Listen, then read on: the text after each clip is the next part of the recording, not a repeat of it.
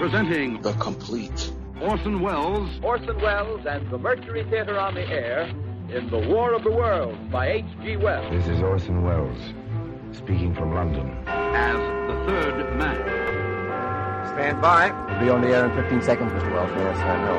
Stand by, everybody. Mercury Theater on the Air presents Orson Welles as Count Dracula in his own version of Bram Stoker's great novel, Who knows Dracula. what evil lurks in the hearts of men? The shadow knows.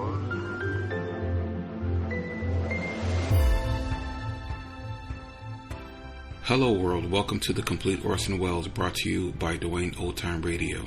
This podcast will feature various classic radio programs ranging mostly from 1936 to 1952 that Orson either produced and directed, was featured on, or starred as a guest. If you enjoy my podcast, you can subscribe to receive notifications of new posts. Subscribing is free and only takes a moment. New episodes are posted weekly. If inclined, please leave a rating and or review on your preferred podcast service. Thank you for your support. Hope you enjoyed the genius of Mr. Wells.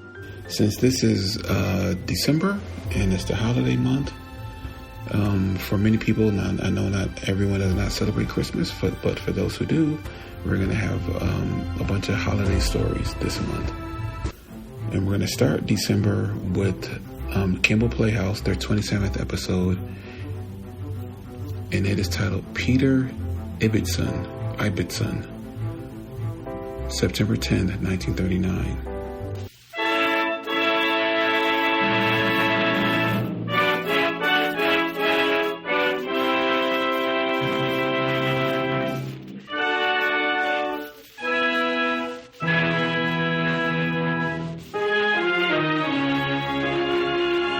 The makers of Campbell Soups present The Campbell Playhouse. Orson Welles, producer.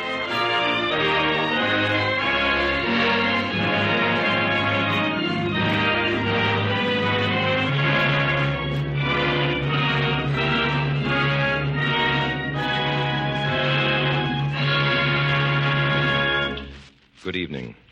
This is Orson Welles. Ladies and gentlemen, your attendance, your generous encouragement makes possible another season of these broadcasts. The actors and musicians, the engineers and sound technicians, all the craftsmen and artists who contribute their efforts to this program want me to tell you how grateful we all are to all of you.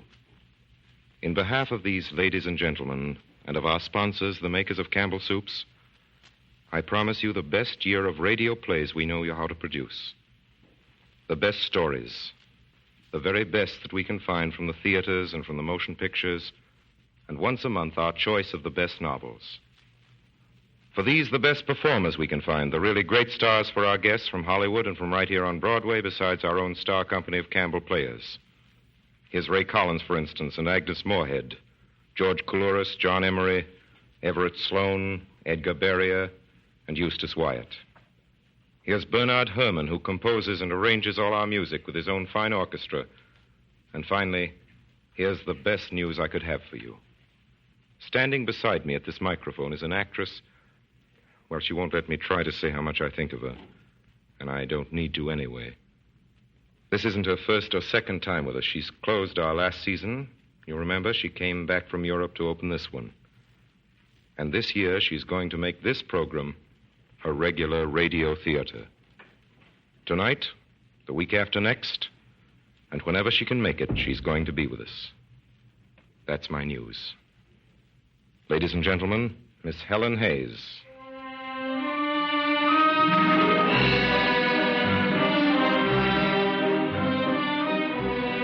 Well, we began last season with a bestseller, and this year we open with another. Rebecca. It's going to be a motion picture, and you've seen tonight's play on the screen. We've done it before on the Campbell Playhouse in a shorter version a few years ago with Anne Harding, Gary Cooper, and John Halliday. Constance Collier with John and Lionel Barrymore made a memorable stage success of it some 20 years after it had become one of the world's great love stories. If anybody ever wrote a stranger, more haunting romance than Daphne du Maurier's, it was her own grandfather. It was George du Maurier, the Victorian cartoonist, who sat himself down at the age of 57 and surprised everybody, and especially himself, by writing a novel which became a classic. And Miss de Maurier's grandfather's novel deserves its indelibility in English letters, believe me. Here's a tale as persuasive, as ingratiating as your favorite waltz. It carries intact into posterity the lilt and fragrance of our own grandfather's memories. His remembered world of romance, lovelier than ever, and happier, too, from the distance of 1939. Ladies and gentlemen, we present tonight the beautiful, the well-beloved Peter Ibbetson, with Helen Hayes as Mimsy. But first, before we begin, welcome back to the Campbell Playhouse.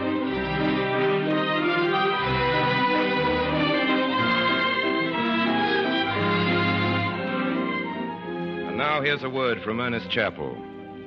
I'd like to ask you to think back for a moment to the days when you were a youngster.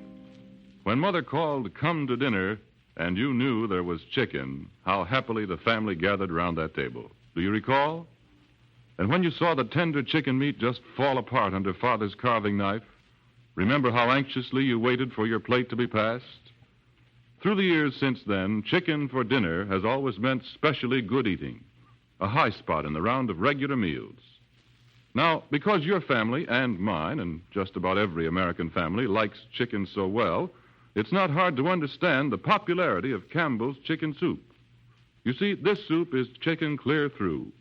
Rich chicken deeply flavors every drop of the glistening golden broth. From the first brimming spoonful to the last satisfying drop, you taste chicken. Fluffy white rice, steeped in the chicken flavor, drifts through the broth. And there are whole pieces of melting tender chicken meat in every fragrant plateful. That's why I say, just as sure as you like chicken, you like Campbell's chicken soup. Won't you make a point of having it soon? And now we bring you Helen Hayes and Orson Welles in Peter Ibbetson.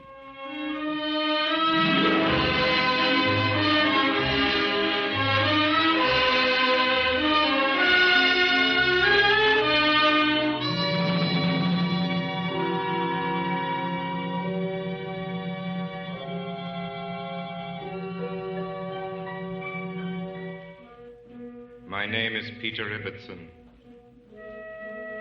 Ladies and gentlemen, you're about to hear the story of a man who was my friend. I have been for many years an object of pity and contempt to all who ever gave me a thought.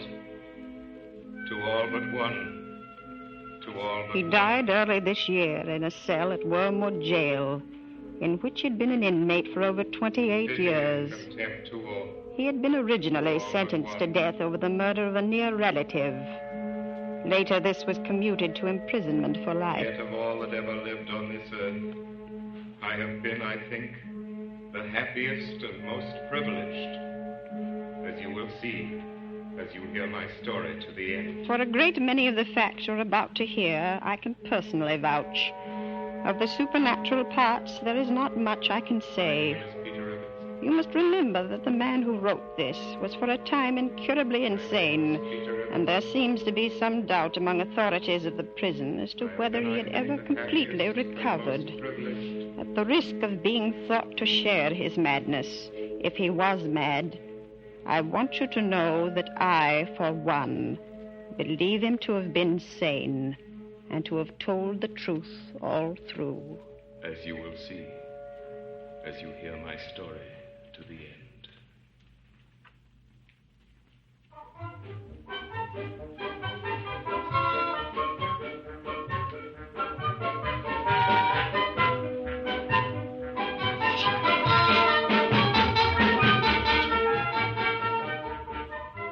Come in, sir. Come in, sir. You'll be quite comfortable here in the parlor. There is a balcony. There is even a couch here by the window to lie down if you are tired. Thank you. You no doubt have been in Paris before? Yes, I've been in Paris before. Oh, it is much changed, is it not? It has now grown larger, more of a town, more beautiful. The Emperor has done great things. Yes, you must be very pleased with Paris. Pleased? Why should I be pleased? When I lived here, there were gardens with green trees and hedges and grass and flowers. Now what do you see? Little mean yards and villas like a London suburb. Oh, but it is so much more modern. Yes, of course. Tell me, how long is it since the houses in the street of the pump were pulled down and rebuilt? Oh, it is done since a long time. I myself have the hotel here for 4 years. And when I came here already, the old houses, the old, rubbish were already gone. Rubbish, you call it? I see. Now, if you will say what you desire for dinner, we have tonight very special blanket of veal. Thank you. I don't feel like dinner. But, sir, you... Just leave me alone. I'm very tired. If I want anything, I'll call you. Of course. Thank you, sir.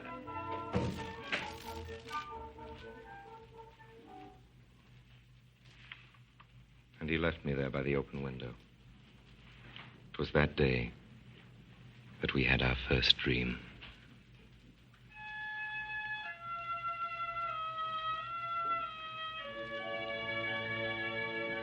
I'd lain there for a while, thinking of all the things that I'd seen that day, and remembering my life as it had been in London and here in Paris when we were children. I'd lain there by the open window, I can't tell you how long, remembering the years gone by, that beautiful French garden under the warm June sun where I began my conscious existence. That afternoon in Paris, in Madame Sorasquier's drawing room, when I first saw Colonel Ibbetson. Here he is, Colonel. Go. This is your uncle. Step over here, boy. Come on. Now then, Go, don't be shy, dear.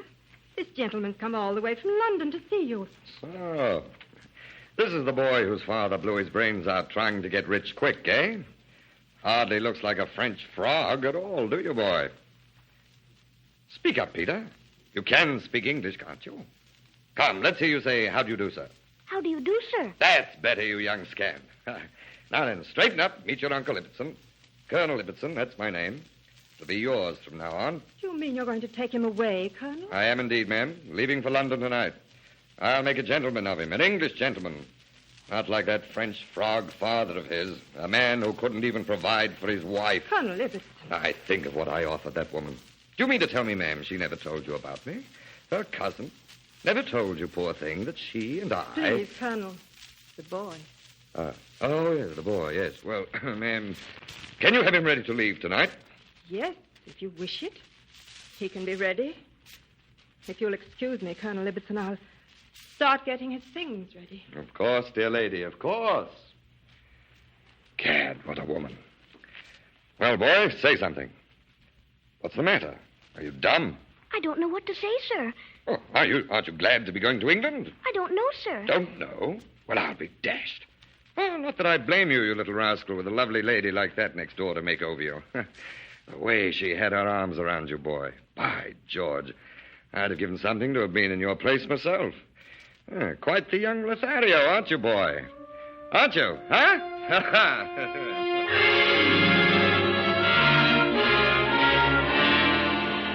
And so, on a beautiful June afternoon, sweet with roses and lilac and gay with dragonflies and butterflies and bumblebees, my happy childhood ended as it had begun. Go. When you go away and you can't see me for a long time, for years and years, will you forget me, do you think? Of course not, Mimsy. Why do you think that? Well, I don't know. Boys are so different from girls. I expect you'll remember me all wrong if you don't forget me altogether. Oh, what rubbish you do talk. Go. You must come now, dear. I don't want him to go. Come, dear. Mother, I don't want him to go away. Go.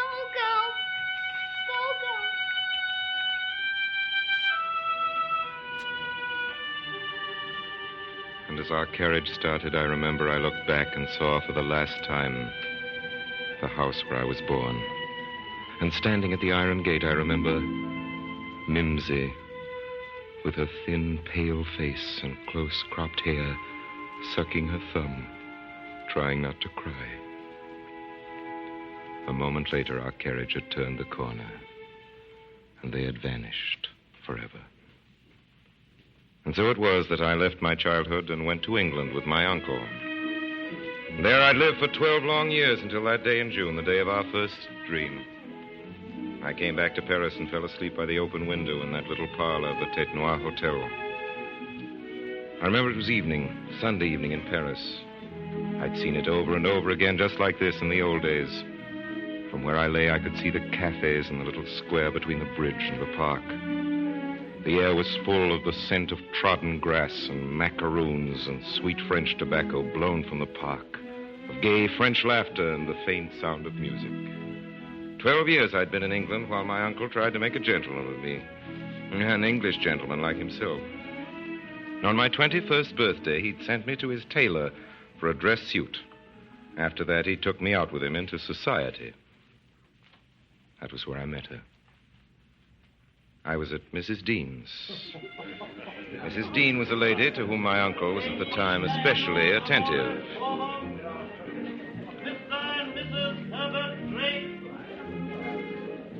The Duchess of Towers. Why, Mr. Ibbetson, what's the matter? What are you staring at? That lady. That lady who's just come in. Oh, so you too, Mr. Ibbetson. You've fallen a victim to the epidemic of admiration. Who is she? Don't you know? That's the Duchess of Towers. Duchess of Towers. Have you never heard of her? She's one of the kindest and most beloved women in London. Dear Mary does so much good. Yet her own life has been very sad. I don't understand. She married the Duke of Towers, somewhere abroad, I believe. He was charming enough for a while. Now there's no one in London will speak to him. Yet she remains so loyal to him. Come, let me introduce you to her. I want you to know each other. She's really one of the most charming and delightful women.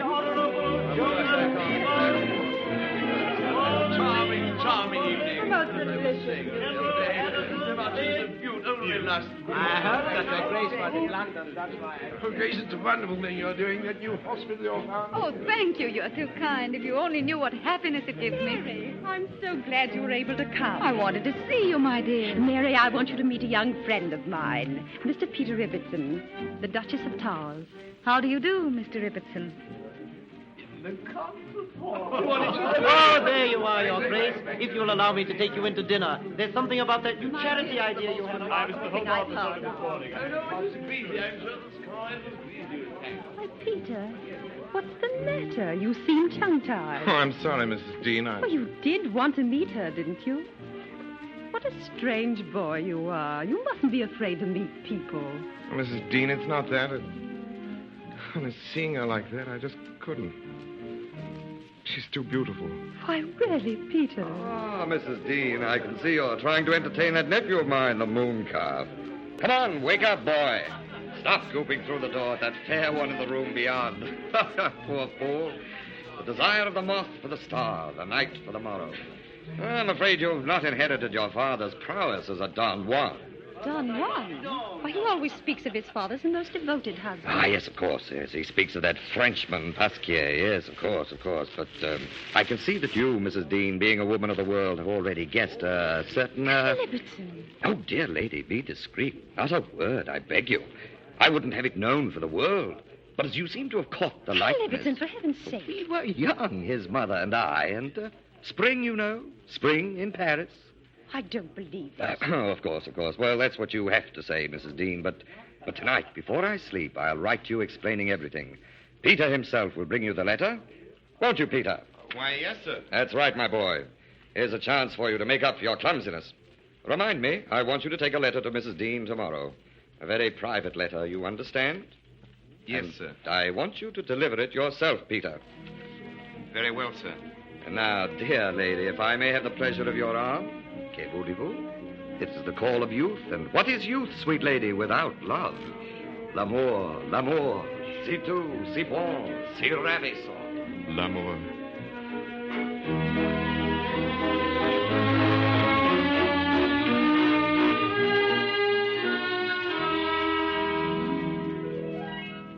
I'd left my uncle's house after that, left it determined never to return.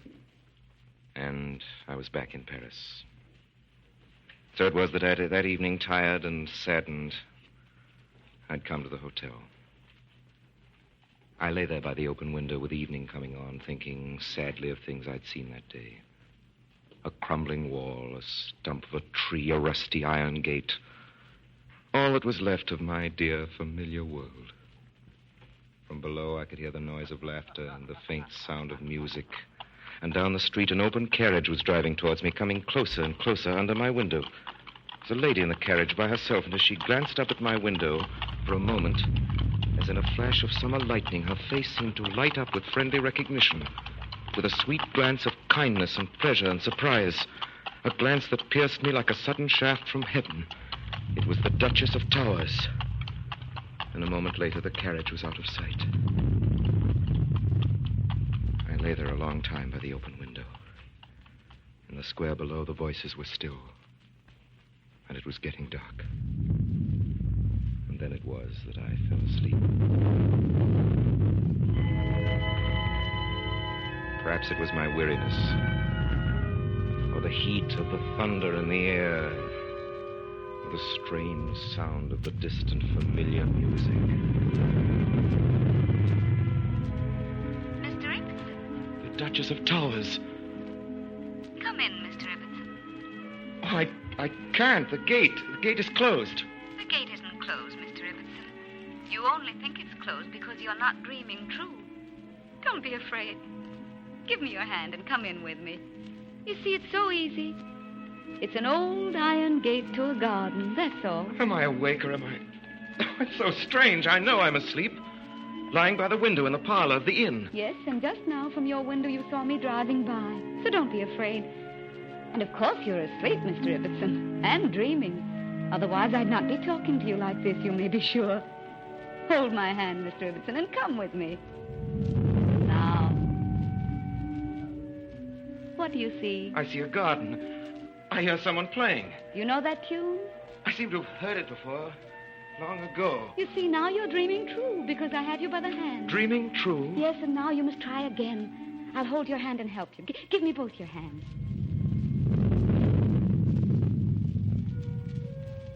Where are you now? I'm in a garden looking over a wall.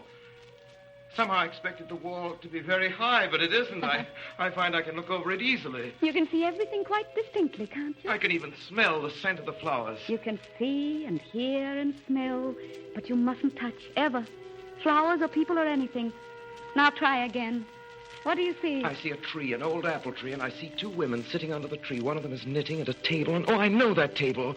There's a small boy there in an old-fashioned suit of clothes. He has a book in front of him, which he's reading, and by his side is a little girl with close-cropped black hair and a thin, pale face, peering over his shoulder.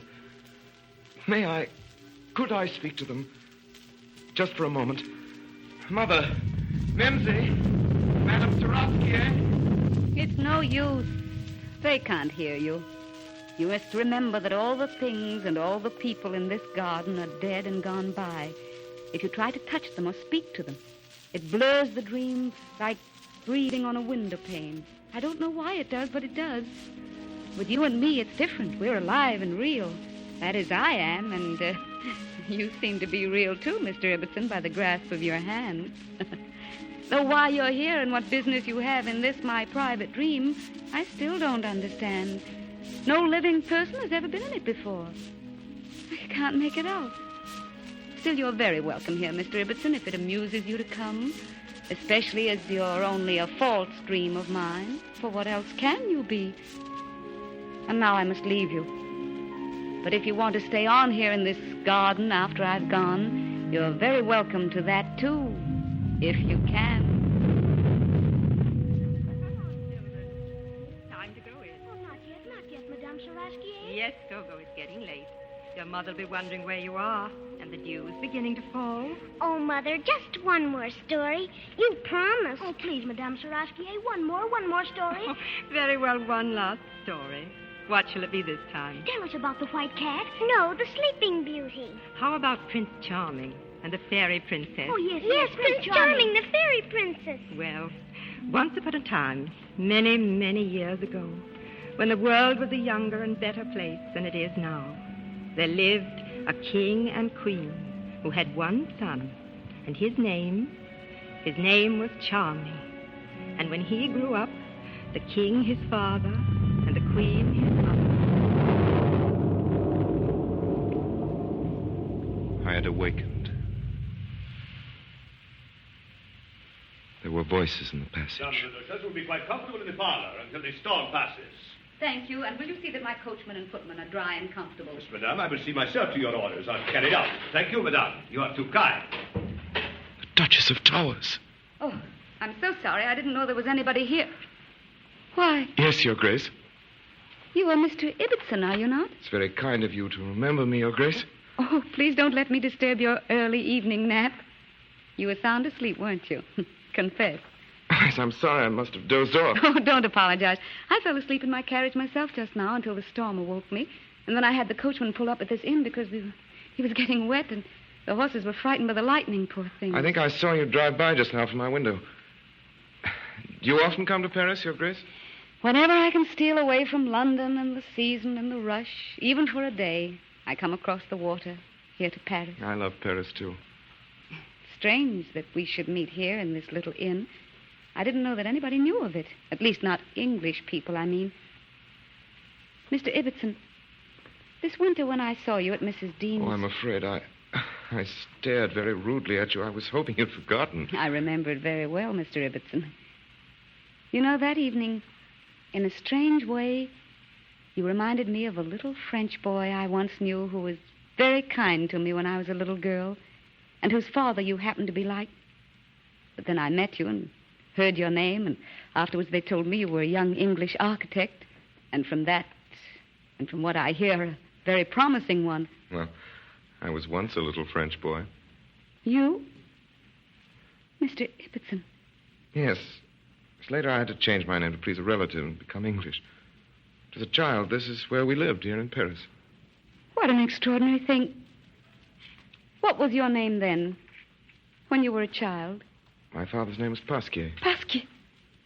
Go, Pasquier. How did you... Don't you know who I am? Go. You're... Yes. Mimsy. Mimsy Saraski. Oh, my dear. So it was our garden you were looking for, and our house. It's all gone, Mimsy. All pulled down and built over and changed. I know. It drove me nearly mad, and then just now I saw them all again, and... Oh, no, that's foolish. That was a dream. A dream? I'm trying to remember what happened. I came up here. I was tired and disappointed. I sat by the window there, and then you drove by in the street below. Yes. It got dark, and there was thunder in the air. And then I must have fallen asleep, and I suppose it was seeing you just before that. But I dreamed I was in our old street, and I just got to the avenue gate, and the gate was closed. And then suddenly you were there. I was there? Yes, in my dream. And then you came towards me. I came towards you and held out my hand and told you that you were not dreaming true. I couldn't quite make out what I was doing in your dream, and you gave me good advice. About not touching anything or picking the flowers or the dream would blur. Mr. Ibbetson, it's not possible. Two people can't have the same dream. You led me inside and you told me how to dream true. And you showed me the garden. And my mother was there, and your mother, and you and I as children, under the tree. Mr. Ibbetson. Oh, please, Mimsy, Mr. don't Ibbetson, go. I can't tell you what it has been to me to see you once more. I thought you had died long ago. I feel as if I were dreaming now, except that all this seems so impossible and unreal, and dreams are never unreal. I don't know if I shall ever meet you again. You will be often in my thoughts, but never in my dreams again. That at least I can command. But, Mimsy... No, believe me, it mustn't be, Mr. Ibbetson. I am not free, and this must be our final farewell. I can't tell you how I feel about you and always have felt. We shall often think of each other, but we can never be together in our dream. I wish you all the good one human being can wish another. Goodbye, Mr. Ibbetson.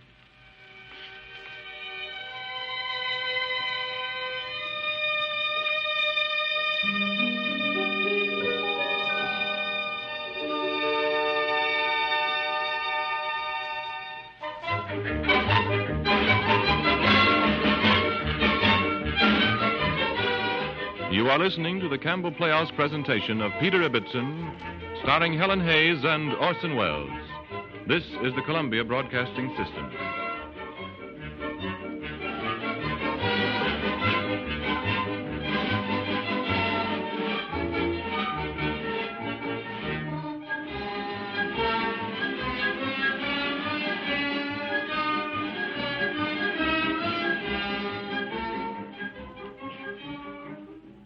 This is Ernest Chappell welcoming you back to the Campbell Playhouse. In a moment, we shall resume our presentation of Peter Ibbetson. But first, I'd like to ask each one of you good home cooks listening to think of the one dish you make that you're proudest of.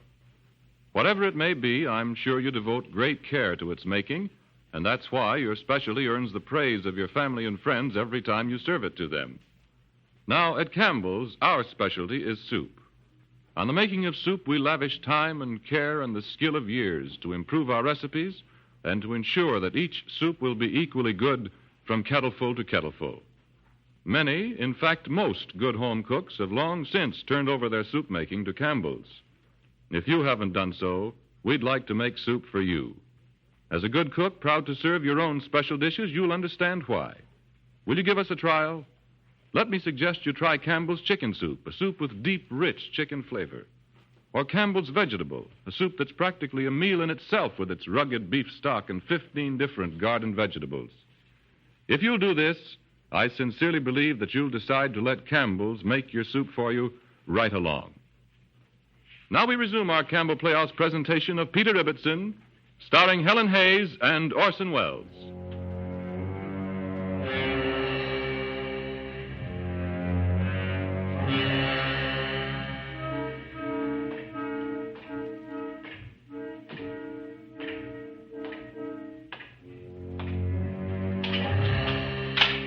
Here you are. Yeah, go on, take it. What's the matter? There's nothing the matter, sir. Don't you want your supper? No, sir. You're a queer one, you are. You don't eat hardly nothing. At night, you sleep like a baby. And all day you sit here at this table crawling away for dear life. One sheet order another. Didn't used to be that way. There's no harm in it, is there, sir? No, there ain't no harm in it if it makes you happy. But if I was you, Mr. Ibbetson, I'd try to eat a bite. That's what I'd do. Well, anyhow, I'll leave the dish here. Maybe you'll change your mind. I'll get back for it later.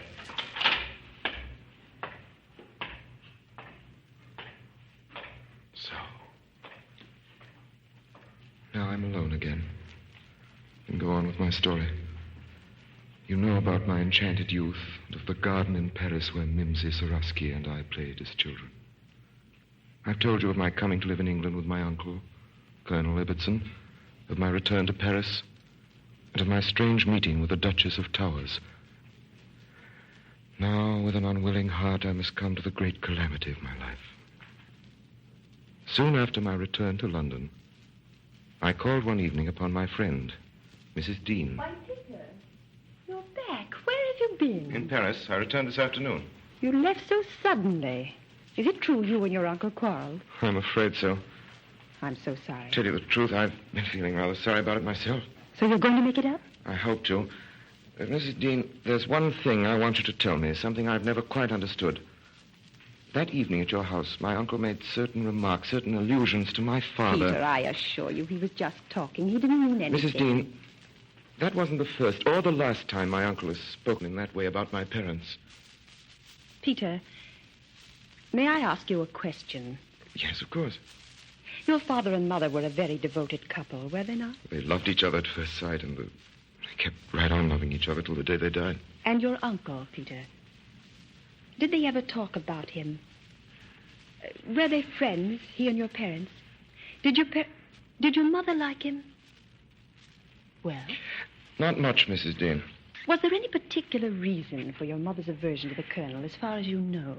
I really don't know. Peter, I have a reason for asking you this. Well, as a matter of fact, Mrs. Dean, there was a reason. Colonel Ibbetson, he's not really my uncle, you know. He's my mother's cousin. He'd once been infatuated with my mother, rather desperately so, and she had to refuse him 3 times before he gave up and went abroad to India. Later, she met my father, and they fell in love. Peter, do you know the exact date when your uncle went to India? Oh, yes, certainly. He sailed with his regiment, the 43rd, 15 months before I was born. That's what I thought. Then he isn't your father. What did you say? Your uncle is a villain, Peter, and a liar. He's done you and your parents a fearful wrong. Mrs. Dean. Peter, you know your uncle's handwriting and his crest. Yes. But do you remember bringing me a letter from your uncle the morning after you were at my house? Yes, I remember. Well, this is the letter. Now that I know what a foul lie it is, I thought for your own sake and the sake of your parents' memory, you ought to know what it says. Mrs. Dean. Listen. Here's what he writes. Poor fellow. She was charming but foolish. We were cousins, much thrown together. Both so young, and one so beautiful. Happily, an unsuspecting Frenchman of good family was there who had loved her long, and she married him just in time.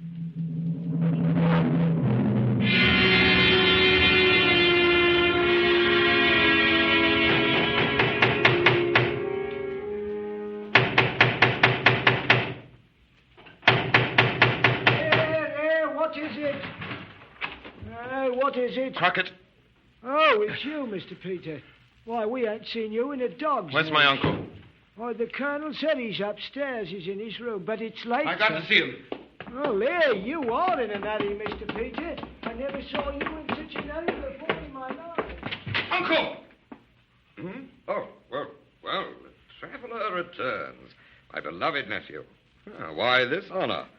You come like a dutiful nephew to humble yourself, to beg forgiveness? Uncle, I've come to have a talk with you. Here, what are you doing? Unlock that door. Not until I'm finished, Uncle. Here, what the devil? Sit down, Uncle. You wrote Mrs. Dean I was your son. It's a lie. It's a lie. Who told you so? She did, just now. It's a lie. A spiteful invention of a cast-off love. I suppose she told you that, too, that I'm finished with her. Now unlock that door and get out of here, you pitiful green jackass, or I'll have Crockett You throw needn't ring that bell, Uncle. It won't help you. Get out of here. Look at this letter. Do you know your own handwriting? A forgery. Get down on your knees. What are you doing, boy? Take your hands off my throat. Crockett! Get down on your knees. Let me go. Go on down on your knees and confess the truth. Confess. Confess you're a coward. Confess you're a liar. Confess what you wrote in that letter about my mother was a lie. That I'm not your son. I confess. I confess. All right now. Get up. Go over there to that table. Try and undo some of the harm you've done. Right that neither my mother nor Mrs. Dean were anything to you but... Uncle? Now then. Put down that knife. I'll tell you, you fool. Of course they were. They both were. Mrs. Dean and your mother. Put down that knife. Of course I wrote that letter. Every word of it was Put true. down that knife. I'll show you who's master here, you parasite, you murderer! Uncle!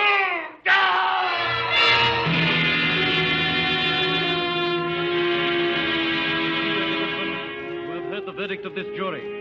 Before sentence is passed on you, have you anything to say in your own defense? No. The sentence of this court is that you be hanged by your neck until you die.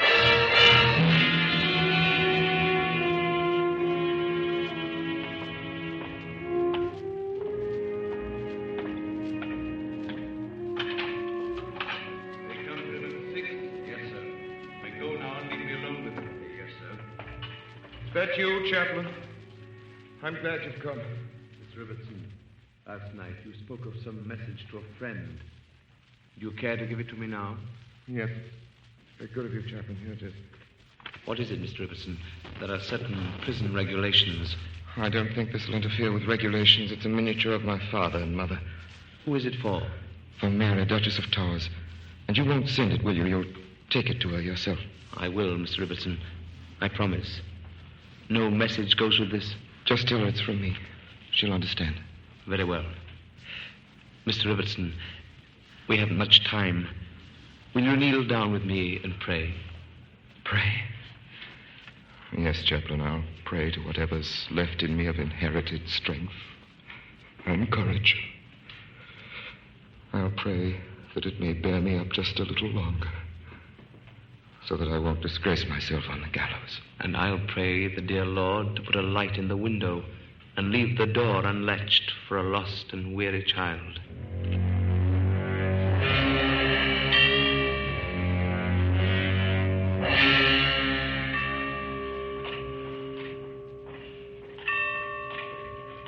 This is the way, ma'am. Down this way. Is this his cell? Is he in here? What's that?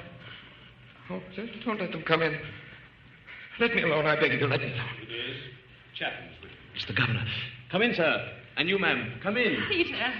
Peter, we have good news. Tell him, sir. Mr. Ibbetson, the Home Secretary has just commuted your sentence to life imprisonment. No! Ibbetson. I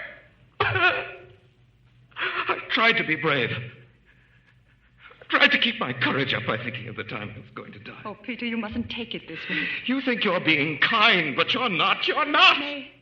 May I be alone with him, do you think, for a few minutes? Well, Chapman and I will wait out. Oh, thank you very much.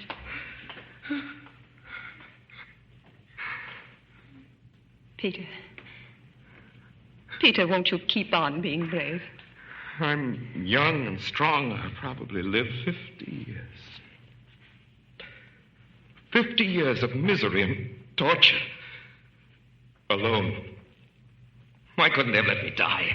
Peter, I have a message for you. From someone you love. Yes. Yes, from her. It's she who gave you back your life. Mary? Yes, her husband died last week, and she was away. When she heard the news of your trial, she came back to London. She was with the Home Secretary for over 3 hours tonight, pleading, arguing, fighting as she never fought before. And in the end, you see, she won. Yes. And the message, please. Tell him his life has just begun. She said that? Yes. What answer shall I take back with me? Tell her to try it, if she can. Not to think of me as I am here. A murderer. But as the little boy she used to play with so long ago. Is that all, Peter? Yes, that's all. Now I must leave you. Let you have some sleep. Lie down here. You look so tired. I couldn't. Oh, but she wants you to. Oh, I forgot. That was the rest of the message. Tell him to sleep and dream true. Dream true? She said you know what she meant. Mimsy. What's that? Nothing. I'll try, Mrs. Dean. I'll try to sleep. There now. Let me put this rug over you. There. We can't have you catching cold. Thank you. God bless you, dear boy. Sleep and rest. Thank you. I'll come again. Often.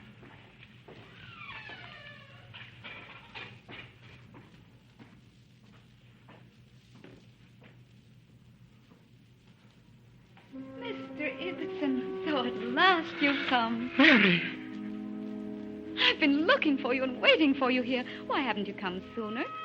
Oh, I suppose you couldn't sleep, or you couldn't dream. I've tried so hard. Ever since that terrible night, I've not been able to dream true, not once. Poor Peter. Mary, I swear to you by all that I hold most sacred, by my mother's memory and yours, I never meant to take my uncle's life. As if you need to tell me that. Look, I'm holding your hands, and I can see into the very depths of your heart. Mary, he came towards me with that long knife. And he went down, and I struck him again and again. Hush, hush. Each time I pass my hand across your brow, I wipe away some bitter memory, you see. Listen. No, the Sleeping Beauty. How about Prince Charming and the Fairy Princess? Oh, yes, Prince the Charming. Fairy Princess. Well, once upon a time, many, many years ago, when the world was a younger and a better place than it is now, there lived a king and queen who had one son, and his name was Charming. And when he grew up, the king, his father, the queen... Do you hear? His name was Charming, and when he grew up... I'm a failure.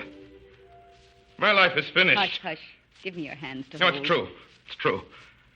All those high hopes we had when we were children, all crumbled to dust.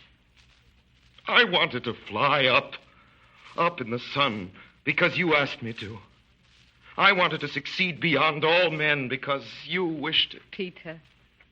There never has been anyone in the world but you. Never a ghost of a woman.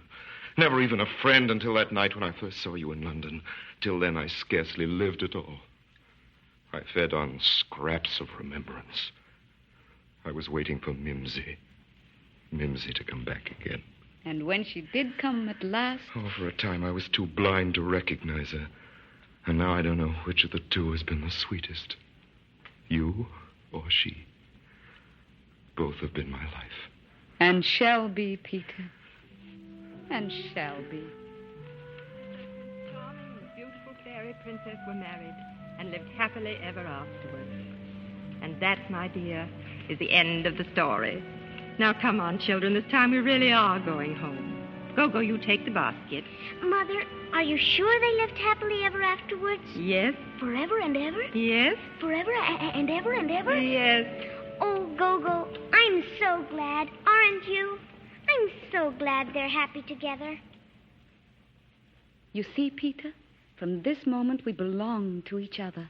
Nothing can ever come between us again. During those hours which people call night, when our bodies lie in the half-death known as sleep, in spite of your prison, we too shall be together. I am free now. Each moment I can steal from my waking existence will be devoted to you as long as we both shall live. I shall make you happy, dear. I shall make you forget. We shall go back together and see everything that either of us has ever loved or taken presence in. Peter, isn't such a life, our life, sweeter than death?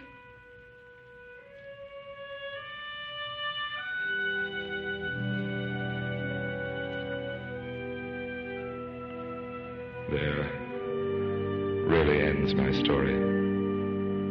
Little has happened to me in the 25 years that have passed since that fateful morning. Little that men can see. In the outside world, those years have seen many changes, I am told. A new generation and wars and inventions that have done much to alter the face of the earth. But to me, they are merely 25 years of the most impossible happiness. 25 years. It seems like a single night and like 1,000 years. So little has our world changed, and so much have we seen and felt and done, Mary and I together, in that busy, enchanted quarter of a century. Mary beside me, never a day older, in the enchanted home of our childhood. And if ever this should change, if ever the day should come... Mary! Mary! Where are you? Where have you gone? Mary! Here. Where are you? Captain. Mary! Hey, Captain, it's great to see you. Where are you? The old one. Why don't you come to me? Why don't you come to me? Can't you What's hear the me? matter? Can't you hear me? Oh, Mary! Ah, there he is, off again. How is he tonight, Warden? Not so well, ma'am. Talking very strange he is. Seems to think he's lost someone. He's getting weaker, too, ma'am. Doctor says he can't last more than a day or two. Peter. Peter, don't you know me? Warden, would you mind leaving us alone for just a little while? Certainly, ma'am. I'll be just outside in case you need me. Thank you. Mary. Mary. Where is she? Where is she? Peter. Peter, I want you to be brave and bear what I'm about to tell you. She's dead, isn't she? Isn't she? I knew it. She didn't come to me last night in our dreams. And we've met every night for so many, many years. She sent you this. It was the last thing she did. Too weak. Read it to me. Soon again. The fairy princess. Is that what she said? Thank you.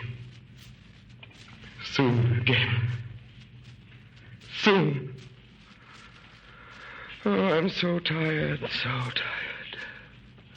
If I could only see them once more. The garden and the flowers and Madame Sarasquier playing. So tired. So tired. Peter, didn't you know I was near you? Mary, you've come back to me. Oh, my darling. I couldn't have waited any longer. Hush. I know all you've been through, Peter, by the touch of your hands. Does the touch of my hand tell you nothing? Only of your great love for me.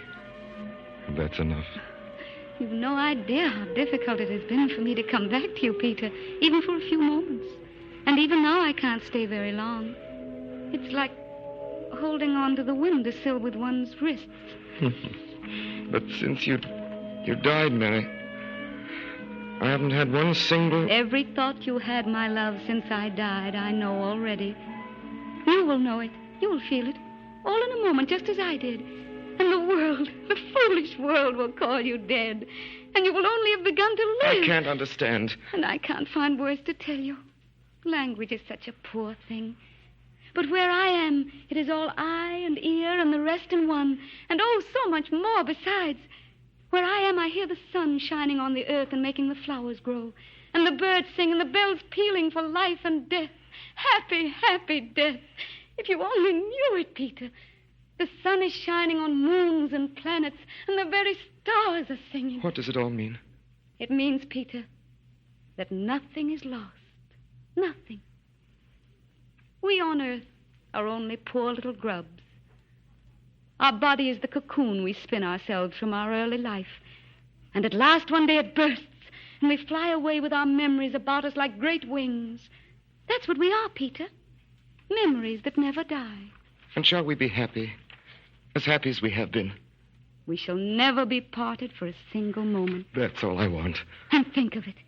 Here there are battles to be fought and races to be won, but no longer against each other. And the good and the bad and the worst and the best are all mixed up. Only the good comes to the top and the bad goes to the bottom. Out of sight and out of mind, forgotten.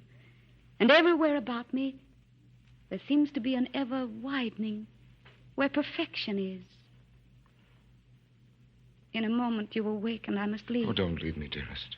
Too very soon. Goodbye. Oh, no. No. But not for long. There's no sadness in bidding you farewell, because I know that you will come to me. Time is nothing. A few hours till the dawn breaks and the shadows fly away. Don't go, Mary. Mary, help me. I can't see. It's dark all around me. Mary. I know now what she meant. About the darkness, the shadows, and the dawn. The light.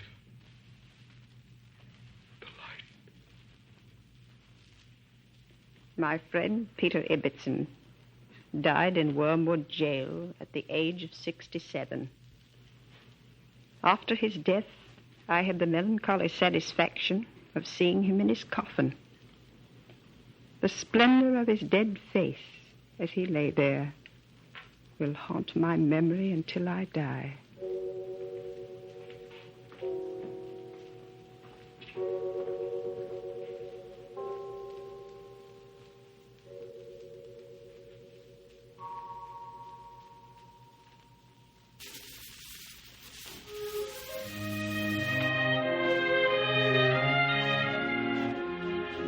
This concludes the Campbell Playhouse presentation of Peter Ibbetson, starring Helen Hayes and Orson Welles.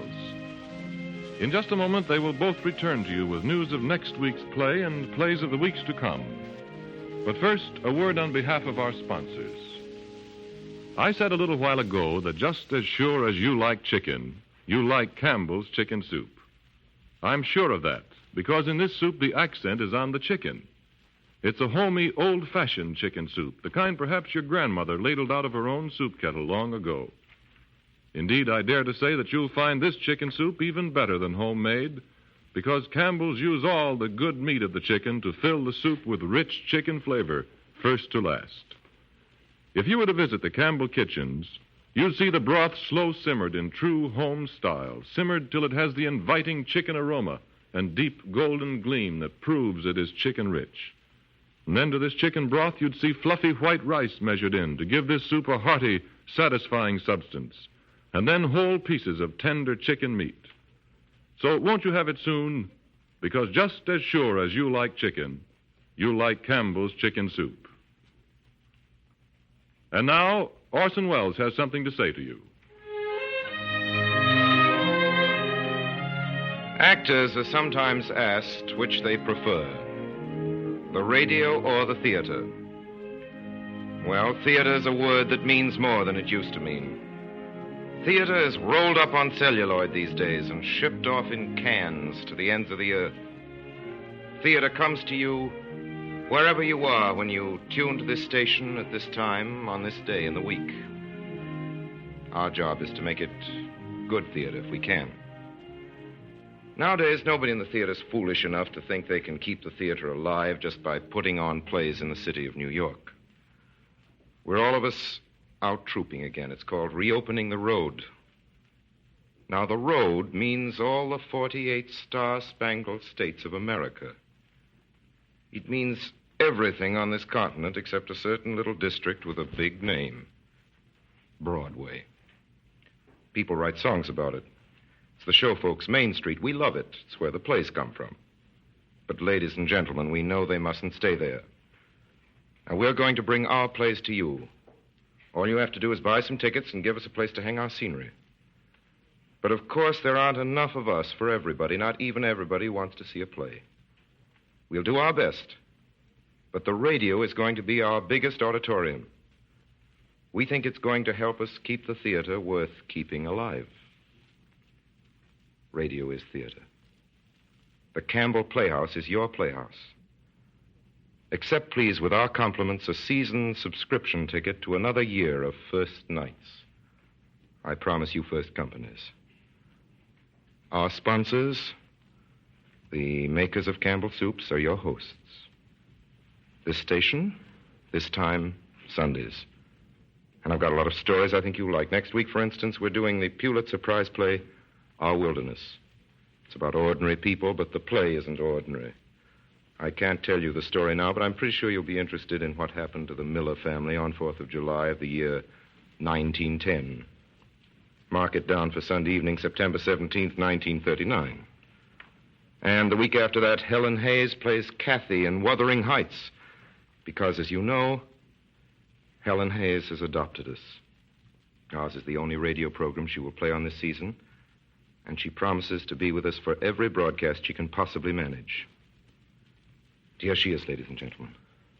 Miss Helen Hayes. Orson, I'd like very briefly to say how happy I am to be back on this program, which seems to me to be radio at its very best.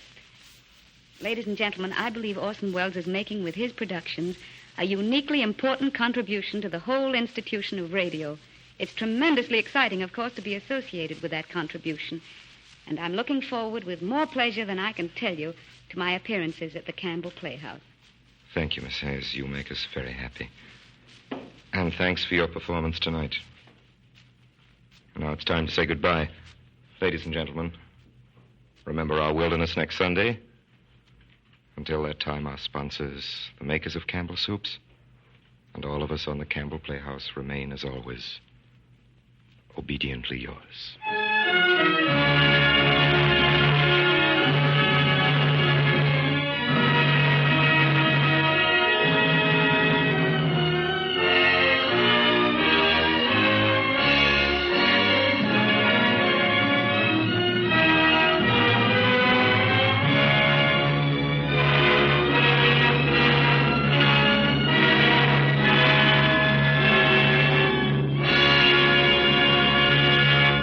In tonight's Campbell Playhouse production of Peter Ibbetson, the role of the Duchess of Towers was played by Miss Helen Hayes.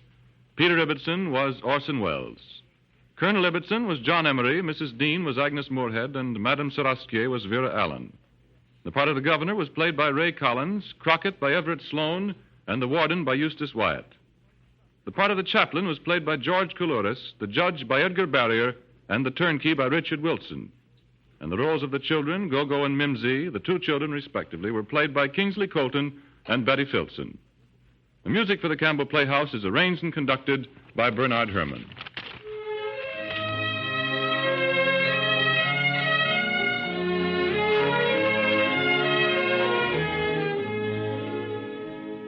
The makers of Campbell's Soups join Orson Welles in inviting you to be with us at the Campbell Playhouse again next Sunday evening, when we will bring you Eugene O'Neill's masterpiece, Our Wilderness.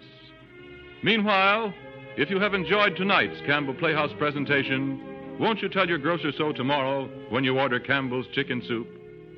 This is Ernest Chappell saying thank you and good night. Thank you for listening to and showing your support for my podcast. If you would like to receive notifications of when new episodes are posted, please subscribe to my channel.